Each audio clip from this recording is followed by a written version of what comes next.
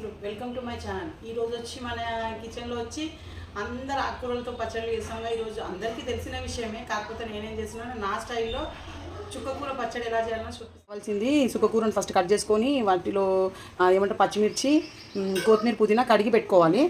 తర్వాత మెంతులు, పల్లీలు, నువ్వులు, ఒకటి మనకు పులుపు కావాలంటే టమాటో వేసుకోవచ్చు, నిమ్మకాయ అది చింతపండు కూడా వేసుకోవచ్చు, ఉల్లిగడ్డ, ఎండుమిర్చి, జీలకర్ర, మినపప్పు, దాన్ని కడాయి పెట్టుకొని దాంట్లో కడాయి వేడైనాక ఆయిల్ వేసుకొని కొంచెం సేపు మెంతులు వేగిన తర్వాత, ఎందుకంటే మెంతులు వేగనికి టైం పడుతుంది కాబట్టి ముందుగా మెంతులు వేసి తర్వాత మినపప్పు వేసేసుకోవాలి.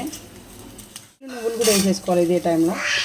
మిర్చి, ధనియాలు అన్నీ ఒకేసారి, జీలకర్ర కూడా అన్నీ వేసేసుకోవాలి. టొమాటోస్ కానీ చింతపండు కానీ వేసుకోవచ్చు, ఆనియన్ కూడా వేసుకొని ఇవి కూడా వేయనివ్వాలి. టైంలో కొంచెం ఇంగువ కూడా ఇది చల్లగైన తర్వాత మిక్సీలో కొంచెం ఆయిల్ పోసుకొని హీట్ ఎక్కిన చుక్కకూర, కొత్తిమీర, పుదీనా, కరివేపాకు, పచ్చిమిర్చి చేసిన కట్ చేసి వేసుకునేది ఇదే టైంలో మనకు సరిపడా. చల్లారిన తర్వాత ఫస్ట్ ఇవి మిక్సీ చేసుకోవాలి.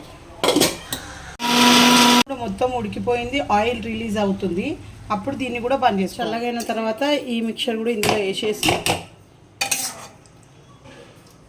బగరకి ఆయిల్ పోసి జీలకర్ర ఆవాలు వేసుకోవాలి, కొత్తిమీర చేసుకోవాలి. ఒకటి అన్నాక కరివేపాకు వేసి ఫైనల్గా మొత్తం మిక్సీ చేసుకున్నంత ఇందులో వేసి కూర పచ్చడి రాదు. షేర్, సబ్స్క్రైబ్, ఇలాగే పునీత్ కలెక్షన్ని కూడా ఎంకరేజ్ చేయండి. Thank you.